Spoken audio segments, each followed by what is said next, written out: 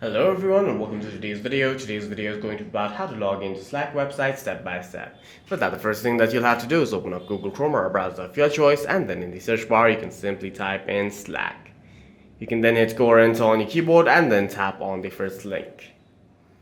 After that, simply hit get started. You must enter your email address, or you can also continue with Google or Apple. For now, we're going to be using our email. Use autofill to enter your email if you have already enabled autofill on your device.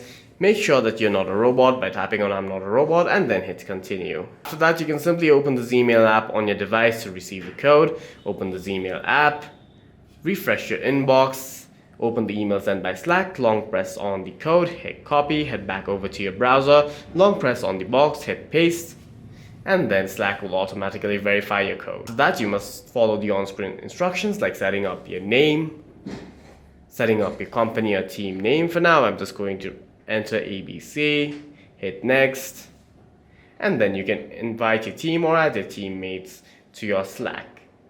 For any further questions, please feel free to leave a comment down below.